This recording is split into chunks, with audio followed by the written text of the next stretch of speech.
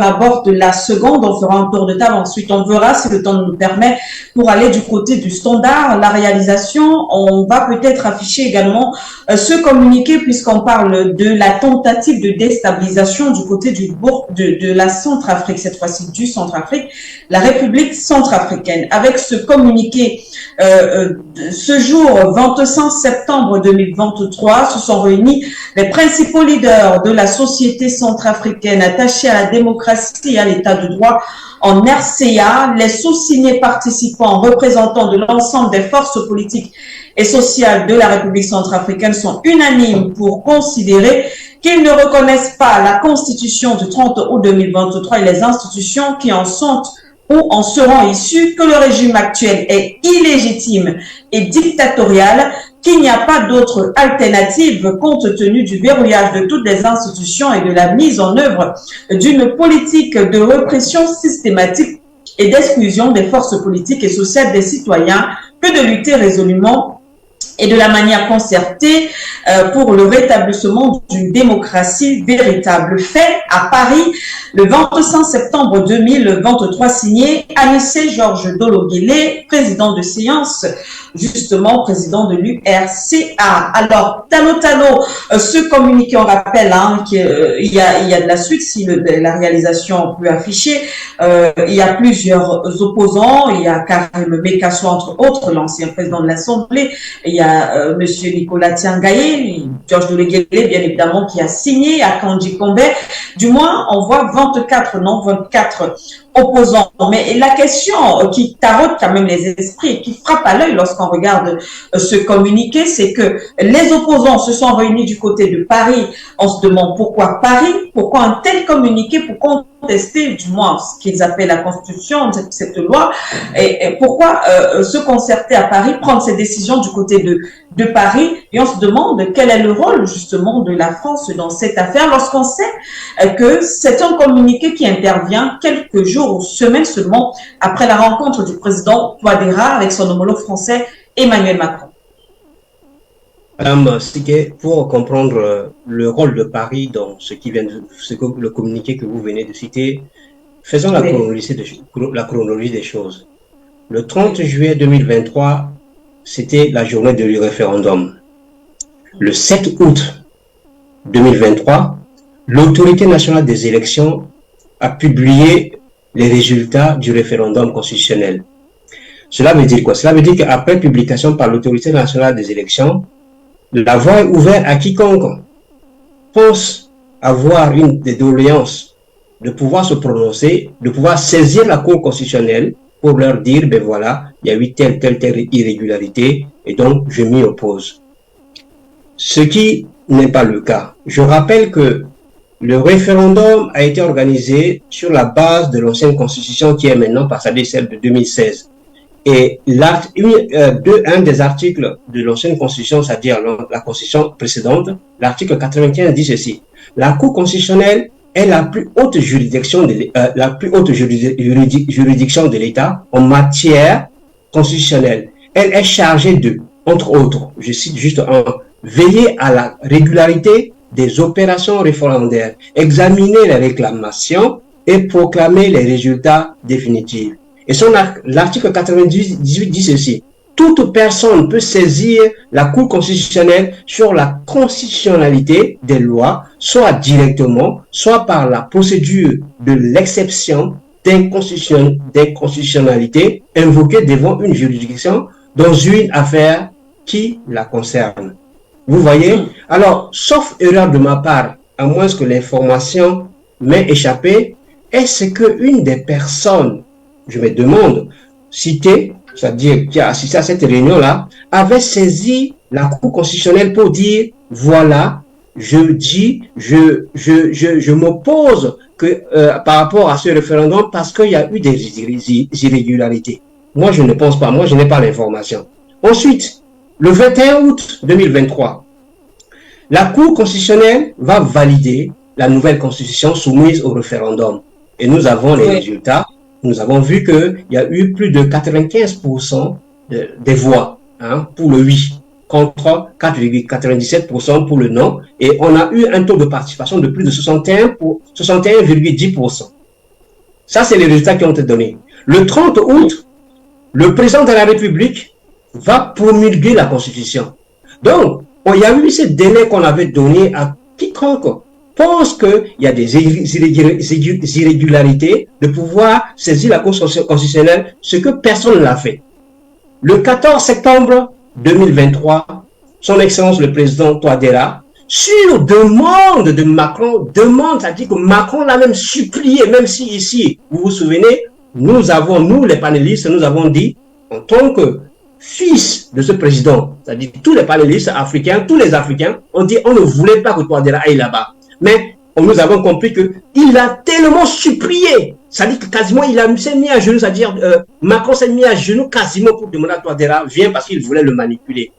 Donc le 14 septembre, le président va le rencontrer. Le 25 septembre, entre le 14 septembre, il va se passer jusqu'à presque 2 semaines. C'est le 25 septembre que ce communiqué que vous venez de lire va, on va le découvrir. Qu'est-ce qui est passé le 14 septembre? D'après les comptes rendus de la part de la République centrafricaine, Macron avait tenté de demander, il n'a pas tenté, il a demandé au président centrafricain Touadéra de dire, écoutez, je souhaite revenir, c'est-à-dire mon armée revient, et il demande encore la chose la plus criminelle. Mon armée revient pour former votre armée, c'est-à-dire pour la manipuler mentalement. Touadéra lui a opposé niet en disant, moi, je ne veux plus de ça. Il lui a demandé de pouvoir chasser aussi les Russes, ce que Touadéra a dit non, parce que nous sommes un pays, nous sommes un pays indépendant, nous décidons avec qui nous collaborons, vous n'avez rien à nous imposer. Alors, la question ou l'affirmation, jusqu'à ce niveau-là, qu'on peut se poser, c'est de dire, si Touadéra avait accepté aux doléances de Macron, vous pensez que ces communiqués du 25 septembre allaient avoir lieu? Je peux vous répondre. Moi, je ne pense pas. Parce que si Touadéra avait dit non, avait dit oui à Macron, dire oui, ok, l'armée française peut revenir, puisque c'est quelle armée française? C'est ceux du Niger qu'il voulait déplacer pour aller les classer là-bas pour pouvoir détruire son trafic et détruire l'Afrique centrale. C'est ça qu'il voulait faire, d'accord? Donc, si Touadéra avait accepté en disant, ok, je vais faire partie les Russes, vous pensez que ces gens-là allaient faire un communiqué? Non, parce que là, même si c'était pas la France qui leur a dit de faire, parce que nous savons que la France est derrière. Très probablement, la France est derrière. Si Touadéra avait accepté, la France allait dire, attention, maintenant il a accepté, hein, vous là, si vous voulez même là, je peux vous le... La France allait même les livrer. La France allait même les livrer si la France avait atteint son but. Comme la France n'a pas atteint ses buts, eh bien, la France a activé, a laissé faire, en disant que maintenant, ok, on va brandir d'autres menaces pour dire, écoutez, vous allez maintenant... Et derrière la France, c'est pas seulement la France, il y a aussi les États-Unis. Même, Madame Cité, ça ne s'arrête pas là. Parce que il y a aussi l'Union africaine qui s'est mise aussi dans la danse. Nous apprenons via un journal en Centrafrique qui s'appelle Ubongi que les sages, alors selon le post Facebook, le groupe des sages de l'Union africaine devrait se réunir du 5 au 7 octobre à Bujumbura pour statuer sur la situation en Centrafrique. Mais cette initiative a déplu au gouvernement centrafricain et sa diplomatie qu'il a vigoureusement dénoncé par la voix de la ministre des Affaires étrangères de la RCA, Sylvie Gbagbo-Tebon, qui l'a considéré comme une manque de respect à l'égard de notre pays. Alors, bon, premièrement, ça dépasse le manque de respect. C'est tentative de déstabilisation. Quand j'ai essayé de regarder quelles sont les personnalités qui sont au sein de ce qu'on appelle les groupes de sages, je vais vous donner un des noms. Une des personnalités s'appelle Domitien Ndaïseye, ancien président du Burkina Faso. J'ai essayé de me renseigner sur lui en disant, est-ce que c'est un panafricain? La réponse est que ce n'est pas un panafricain. Sur quelle base on le considère comme un sage? Sur quelle base? Lui là est un sage pour le mettre dans un groupe. Continuons. L'Union africaine, parce qu'on parle de groupe de sages de l'Union africaine. Le Mali a été attaqué récemment. Un bateau a été détruit par les terroristes qui seraient financés par les Occidentaux. On n'a pas écouté l'Union africaine intervenir. Le Burkina Faso fait l'objet d'attaques. Le Niger fait l'objet d'attaques. Le Niger est attaqué par la France. La France a dépêché son armée pour encercler nous n'avons pas écouté l'Union africaine parler. Mais nous sommes étonnés de voir l'Union africaine ouvrir sa bouche en Centrafrique. J'ajoute, les Africains vont échouer dans la mer parce qu'ils n'ont pas de travail en Afrique. Et aidés par, c'est-à-dire que les Occidentaux les laissent mourir dans la mer Méditerranée. L'Union africaine n'a jamais ouvert sa bouche pour aller essayer de tenter de faire une médiation auprès des Occidentaux. Comme je venais de le dire, l'Union africaine n'est jamais intervenue auprès de la France pour dire arrêtez de pouvoir chercher à déstabiliser ni le Burkina Faso, ni le Niger qui chauffe en ce moment et avec tout ce qui se passe. On ne voit pas l'Union africaine. Mais subitement, cette Union africaine intervient en Centrafrique pour quel problème qui se pose là-bas? C'est-à-dire qu'un groupe de personnes peut être animées par la France. Et cela, je ne veux pas perdre de temps sur eux, parce qu'il faut aller droit au but. La cible, c'est quoi? C'est la France. Parce que sans la France, ils ne pouvaient pas faire cette déclaration-là. L'Union africaine, qui paie l'Union africaine? Souvent, nous disons ici que l'Union africaine, c'est l'Union européenne qui la finance. Ce n'est pas l'Union européenne qui la finance, c'est nous qui finançons l'Union africaine. Nous, peuple africain. Comment nous le faisons? L'Union européenne vole l'Afrique. La France vole l'Afrique. La France fait partie de l'Union africaine. Via le franc CFA, via tous les mécanismes que nous avons l'habitude de citer ici. L'argent va là-bas et la France alimente l'Union européenne avec cet argent. Cet argent est redistribué parmi eux. Même l'Italie qui avait commencé à protester, au départ, elle a fermé sa bouche. Pourquoi? Parce que la France lui a donné sa part, très probablement. Les États-Unis ne disent rien. Parce qu'ils ont leur part là-dedans. L'argent qu'on dit que, l'argent du financement, c'est-à-dire l'argent débloqué par l'Union européenne pour financer l'Union africaine, ce n'est que du blabla. C'est notre argent à nous. Comme nous, qui sommes en dehors de l'Afrique, nous envoyons des devises. Chaque mois, nous le faisons. Moi, chaque mois, je le fais. Cet argent est bloqué au niveau de la France. Les devises restent au niveau de la France. La France imprime le franc CFA qui n'est que du papier monnaie de singe, on voit là-bas. C'est-à-dire que c'est cet argent-là qui permet de payer l'Union européenne, l'Union africaine. Maintenant, nous demandons tout simplement la démission de Moussa Faki Mahamat. Nous demandons l'expulsion de tout ce groupe qu'on appelle groupe de sages. La République centrafricaine ne devait pas seulement qualifier ça de manque de respect. C'est la France qui est en train d'activer ce groupe d'aliénés, de traîtres de l'Union africaine, de pouvoir trouver un autre moyen d'aller déstabiliser le Centrafrique. Mais quand on dit déstabiliser le Centrafrique, ce n'est pas seulement le Centrafrique. Le Cameroun est visé. Parce qu'on sait que c'est là où la révolution se fait. C'est là où nous organisons la révolution via la communication. Le Cameroun est visé. La RDC, là-bas, qui est déjà détruit à l'Est, est visé. Le Tchad est visé. L'Angola est visé. Nous demandons la démission parce que c'est nous qui les payons. Nous payons, moi, avec l'argent de la souffrance de mes fronts, Moussa Faki Mahamat, ton salaire. C'est moi qui paye une partie de ton salaire. C'est nous tous ici qui sommes parlons, tous les Africains qui payons ton salaire. Nous voulons que Moussa Faki Mahamat dégage immédiatement et sans condition.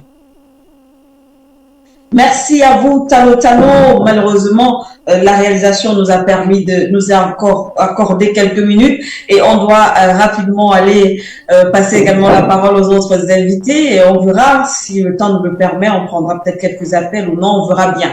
Mais avant, passons par fin d'homme à la suite justement de Tano Tano, cette information, cette sortie de ces opposants centrafricains qui se sont réunis du côté de Paris et qui ont sorti ce communiqué. On se demande pourquoi cette nouvelle constitution dérange autant. La constitution dérange parce qu'en fait, enfin, elle marque le caractère souverain du peuple centrafricain. Je pense qu'il faut parcourir cette constitution pour comprendre que finalement, le peuple centrafricain devient maître de son destin à travers cette constitution. Oui. Pour faire simple, par exemple, les questions de souveraineté sur son sol, son sous-sol et même son espace aérien ne sont plus sujets à discussion, à débat.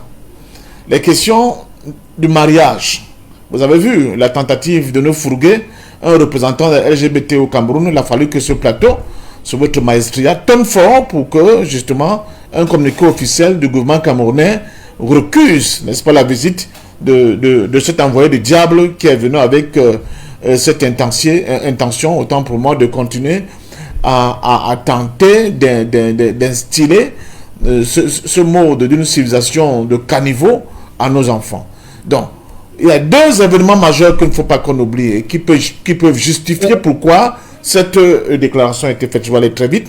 Premièrement, la visite du président Touadéra, n'est-ce pas, en France, évidemment, sur invitation du président Macron, mais qui avait beaucoup de sujets en discussion. Le premier sujet en discussion, c'était effectivement la situation au Gabon.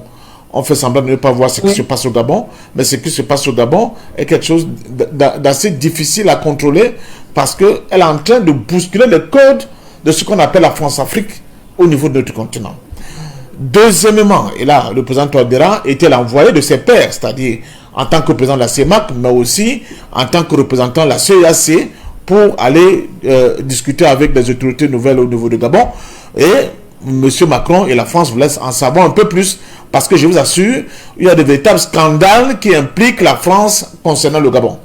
La deuxième situation, j'allais vous dire, la fin de non-recevoir de président Touadéra vis-à-vis de toutes les danses du ventre que Macron a essayé d'exécuter et tous les jeux de miroir qu'il a tenté de mettre en face de lui avec au fond, en fond, n'est-ce pas, la question de la présence militaire russe sur le sol centrafricain. C'est une fin de non-recevoir de la part du président Touadéra qui lui a expliqué calmement que la Centrafrique est souveraine et revenait à la Centrafrique de choisir ses partenaires pour résoudre un certain nombre de problématiques qui se posent pour elle. La deuxième chose qu'il faut dire en dehors du Gabon et de la Constitution, c'est la condamnation de véritables supplétifs armés de Paris, M. Bozizé. Cette condamnation, n'est-ce pas, à perpétuité aux travaux forcés, a enfin sonné le glas d'une quelconque marge de manœuvre de Paris à travers cette armée de M. Bozizé pour pouvoir déstabiliser la République centrafricaine. Donc, l'option militaire étant de plus en plus, j'allais dire, s'éloigne de plus en plus pour Paris, avec la présence sur le sol centrafricain et des FACA qui montent en puissance, et de leurs alliés à la fois russes, rwandais et d'autres comme le Cameroun et même le Burundi, je crois que l'option militaire tente à s'éloigner. On actionne dans le plan B, qui est que sont les supplétifs locaux sur le plan politique. C'est cette horde de ces mercenaires-là qui ont signé justement ce fameux document, qui enfin, ils sortent de leur sommeil comateux, de ce chaos que le peuple leur a infligé le 30 juillet dernier, et ils sortent donc de là, actionnés par leur maître, pour dire attention, nous sommes en train de tout perdre, essayez maintenant de faire de briques et de broc un semblant de communiqué pour montrer que la classe politique centrafricaine de l'opposition n'est pas d'accord avec l'avènement de la nouvelle constitution. Mais ce que ces gens oublient, c'est que la réécriture de la nouvelle constitution a été l'émanation du peuple centrafricain. De deux, c'est le peuple centrafricain qui l'a légitimé par son vote massif. Il faut le leur dire. Donc, je ne sais non pas par quel bout ils vont tenter de renverser la situation à leur avantage. Une chose est sûre, et là on revient même sur le premier sujet, vous voyez que l'ennemi ne dort jamais. Les hommes libres sont présents dans notre continent et dans nos pays. Ne l'oublions pas. Les gens qui ont été complètement formatés par Paris et qui pensent que si Paris se plaint, et ils doivent tomber malades, et pour cela ils sont prêts à jouer les mercenaires pour détruire leur propre continent, pour détruire leur propre pays, pour détruire l'avenir de leurs propres enfants. C'est ça la justification de ce chiffon, n'est-ce pas, qui a été produit par les prétendus opposants au président Touadéra. Mais une fois de plus, comme on l'a vu au niveau de Burkina Faso, le peuple centrafricain est vent debout à constituer un bouclier autour du président Faustin Archange Touadéra. Et de ce côté-là, je peux vous dire, certes, on a gagné beaucoup de batailles, mais la guerre, on la gagnera quand nous serons capables de mettre définitivement hors d'état de nuire toute cette horde de mercenaires à col blanc qui tentent aujourd'hui de prouver que sur le plan de la volonté légitime du peuple à embrasser un nouvel horizon, et ils se portent en faux par rapport à cette volonté de ce peuple-là. Donc, au peuple centrafricain que j'ai vu dans ce pays pendant un mois, je peux vous dire que leur détermination sera sans faille. Et une fois de plus, peut-être aussi puissant que ce que vous avez vu au niveau de Burkina Faso. Ils ne toléreront jamais qu'une quelconque entreprise de déstabilisation puisse prendre corps au sein de leur pays. Et pour ça, je peux vous dire que je suis rassuré et je suis tout à fait calme par rapport à toutes ces agitations du côté du bord de Seine à Paris qu'on essaye de nous imposer comme calendrier dans des débats et des discussions futures sur vos plateaux. Merci. Merci à vous, Passion. Parfait. Dans mon sort, donc avec vous, Président Matomba, sur cette question. Vous avez vu ce communiqué. Le président Touadéra, selon cette opposition, est illégitime et voilà, illégal pour cette opposition qui a tenu cette réunion, cette rencontre du côté de Paris. Le régime actuel est illégitime et dictatorial. Nous ne reconnaissons pas la constitution du 30 août 2023 et les institutions qui en sont ou en seront issues. La question que nous devons nous poser, Madame Siké, c'est pourquoi Paris? Pourquoi ces derniers ne se sont pas rassemblés ou regroupés en Guinée équatoriale, qui est un pays voisin, au Gabon, qui est un pays voisin, au Cameroun, qui est un pays voisin, ou même au Tchad, qui est un pays voisin? Pourquoi Paris? Pourquoi pas le Congo? Donc, lorsqu'on se pose cette question, on a tout de suite la réponse. Et là, Madame Siké, le président Touadéra doit faire extrêmement attention parce que ça veut dire qu'un coup de force se prépare véritablement contre lui. Parce que, voyez-vous, vous avez dans notre pays, ou alors dans nos pays, des hommes politiques qui, ma foi, ont leur existence par les lois, n'est-ce pas, qui sont votés par les parlementaires et qui définissent donc la marche des partis politiques et ce qui leur donne donc plus tard le statut de parti politique. Mais ces hommes qui sont dans un pays où il y a la liberté d'expression, comme le Centrafrique, parce que plusieurs d'entre eux ont été là quand le référendum se passait. Plusieurs d'entre eux font partie de ceux qui ont essayé de manipuler le Conseil constitutionnel la première fois pour que le Conseil constitutionnel ne donne pas le OK pour la tenue du référendum. Aujourd'hui, ils partent se retrouver à Paris, à plus de 6000 kilomètres, pour faire des réunions, pour dire non à la Constitution qui est promulguée depuis le 30 septembre, depuis le 30 août, autant pour moi. C'est-à-dire qu'une constitution est promulguée et lorsqu'elle est promulguée, c'est fini. Vous n'avez pas compris que ces derniers ont saisi une seule instance, une seule juridiction pour s'opposer, n'est-ce pas, un, à la tenue du référendum, deux, aux revendications post-électorales, trois, empêcher la promulgation. Mais la promulgation étant passée le 30 août, nous sommes aujourd'hui le 26, le 27 septembre, ma foi, mais c'est le 25 septembre que ces derniers décident, n'est-ce pas, de se rassembler. Mais le lieu est interpellateur, Madame Siké. C'est-à-dire que nous pouvons essayer de faire tout genre d'analyse. Le lieu est interpellateur. Pourquoi la France? Pourquoi à Paris? À partir du moment où nous luttons pour sortir du joug colonial, certains se battent pour y entrer. Parce que pour eux, c'est la France qui doit les mettre au pouvoir. Parce que pour eux, ils sont au service de la France. Et vous savez pourquoi est-ce que cette constitution est contestée par la plupart de ces derniers? Parce qu'ils ont la double nationalité. Cette double nationalité, d'ailleurs, qui ne les empêche pas d'être candidats dans d'autres élections en dehors de la présidentielle dans la nouvelle constitution. Mais vous ne comprenez pas ce qui hante véritablement l'esprit de certains Africains. C'est écœurant de voir ce qui se passe. Mais alors, nous devons plutôt prévenir le président Touadéra et ceux qui sont autour de lui. Parce qu'il ne doit pas oublier qu'il est celui qui est à l'origine de tout ce que d'autres qualifient de désordre aujourd'hui en Afrique. C'est-à-dire, c'est lui qui a commencé avec les instructeurs russes. Le Mali a suivi. Le Burkina a suivi. Le Niger a suivi. Seulement pour ça, ce monsieur est en danger. Il est en danger permanent. Et il ne doit jamais oublier, je sais que c'est un homme très intelligent, il ne doit jamais oublier l'histoire d'Haïti. Parce que les Français sont rancuniers. Même s'ils jouent, ils rient avec toi, rassurez-vous, ce n'est pas un riz de vérité. La preuve, Kadhafi. La preuve par excellence, Kadhafi.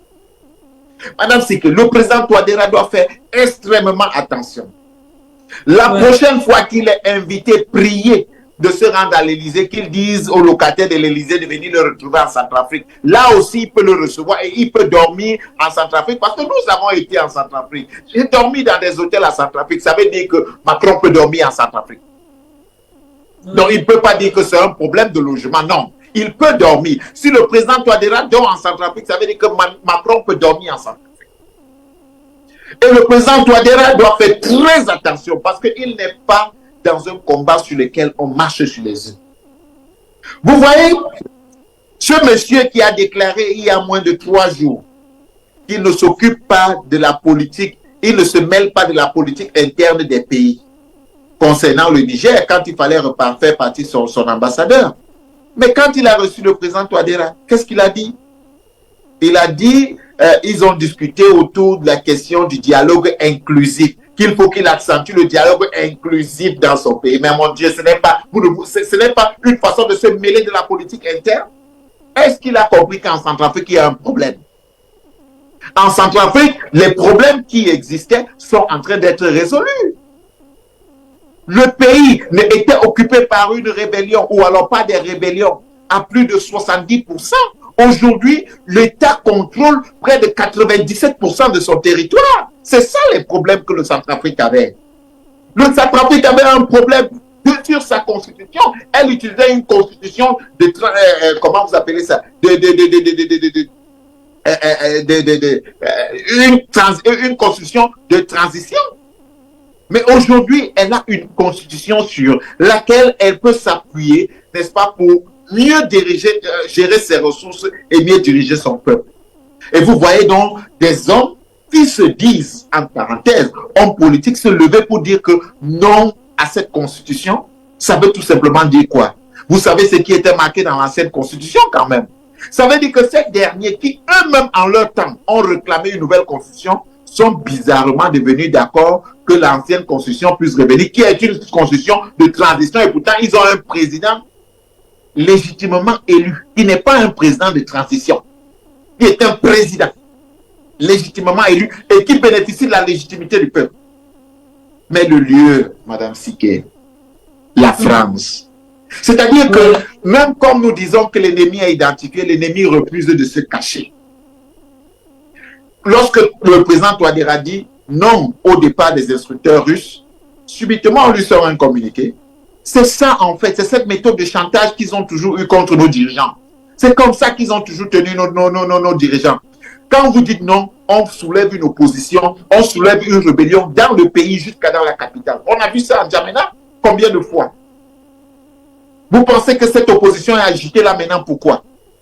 Parce qu'en réalité, les discussions avec le président Touadéra ne se sont pas bien passées. Si elles s'étaient bien déroulées, alors il était clair que cette opposition allait disparaître. Peut-être même, ils sont déjà en immigration choisie là-bas. Je pense que la France a plus besoin d'eux que le Centrafrique. Oui, madame, c'est que la France a certainement plus besoin d'eux. Parce que quand vous voyez des hommes politiques aller dans un autre pays, c'est d'abord une honte. Moi, je suis un homme politique. Je suis opposé à M. Biya au Cameroun. Mais je ne vais pas utiliser une autre tribune pour dire à M. Biya ce que je pense. Je ne vais pas aller en France pour dire à M. Biya ce que je pense de sa gestion. Je le lui dis quand il le faut et chaque fois. Je ne vais pas aller dans un autre pays pour dire à M. Biya ce que je pense. Je ne vais pas aller dans un autre pays pour dire à M. Biya, ce n'est pas une dynastie. C'est un pays. Vous avez opté pour la République. Il faut respecter les règles de la République. C'est une honte d'aller dans un autre pays, se tenir et faire une sortie de la sorte pour contester. Ça veut dire que vous déjà, consciemment, vous décidez que ce pays-là s'implique dans la situation politique de votre pays. Et c'est grave, madame. C'est-à-dire que c'est pour ces partis politiques, pour le simple fait qu'ils aient, n'est-ce pas, opté pour ce cheminement, mais on doit tout simplement les radier. Hein? On doit, c'est-à-dire que la loi doit s'appliquer à eux comme complicité, tentative, n'est-ce pas, de déstabilisation du pays. Et ça devrait permettre la dissolution de leurs différents partis. S'il veut se retrouver comme citoyen normal d'un pays en errance, très bien. S'il veut être citoyen français, d'ailleurs, ils le sont déjà pour la plupart.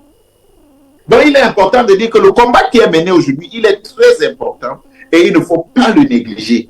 Les hommes politiques ont vocation à se battre pour l'amélioration des conditions de vie des citoyens.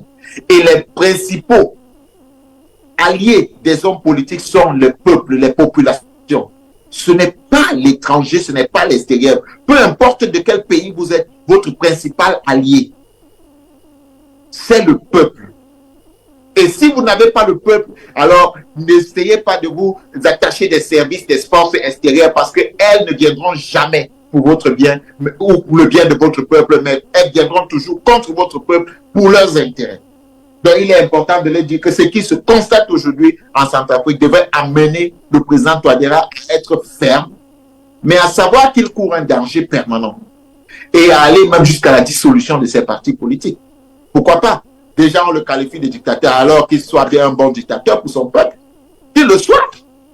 Donc, voilà ce que je pouvais dire, je pense, d'entrée de jeu sur cette question. Merci, merci à vous, Président Matomba. Je pense que nous sommes également à la fin de cette émission. Nous n'avons plus assez de temps. Merci à la réalisation pour ces quelques minutes à nous accorder. Tano, vous vouliez ajouter quelque chose en une minute vraiment? Une seule minute, on sort.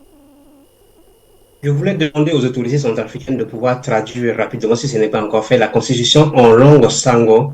Et tout comme la Bible, la Constitution est notre Bible. Et la Bible, elle est diffusée, les paroles sont diffusées chaque dimanche, même par les groupes de prière à la population pour que ça rentre dans leur tête. Alors, il faut que chaque ministre, les autorités, puissent, après avoir traduit cette Constitution en langue sango, ils passent dans des chaînes de télévision locales ou à leur radio, eux-mêmes, même ici, on les attend ici, pour pouvoir parler aux populations, pour que la population puisse encore davantage s'en faire prendre cette constitution et connaître les lois et savoir et défendre leur constitution si jamais la France veut agir. Je finis. 5% du travail est fait lorsqu'on expulse l'armée française de l'armée horizontale, mais 95% du travail, c'est dans l'éducation. Changer les programmes éducatifs de façon à faux-centrer pour pouvoir nous en sortir. Car vous avez, pour l'instant, Touadéra, Assimi, Ibrahim, Mamadou Doumbia, vous avez 5 sur 100. Votre note, c'est ça, hein? 5 sur 100. Quand vous ferez les 95%, même 80% déjà, avec un nouveau programme éducatif, à faux-centrer, alors nous allons vous applaudir. Merci, Touadéra, fais attention, parce que ce qui est arrivé au Burkina Faso, ils peuvent le faire en Centrafrique parce qu'ils avaient dit que les mercenaires, c'était pour le Niger, alors que c'était pour le Burkina. Donc, il faut faire attention, Centrafrique et tous les pays, et venir dans ce qui est en train de se faire, c'est-à-dire la création de l'État fédéral d'Afrique. Monsieur Touadéra, prenez le lead sur ça. Monsieur le Président Touadéra, merci. Merci, merci à vous. Tano, merci beaucoup d'avoir participé à cette autre émission du Point sur l'actualité. Toutes nos excuses, vraiment toutes nos excuses à nos téléspectateurs pour le désagrément au niveau du standard. Demain, nous reviendrons et vous pourrez bien sûr participer. Merci à ceux-là qui nous envoient tout de même des messages pour donner leur point de vue sur les questions. Je vais peut-être sortir par ce message, voilà.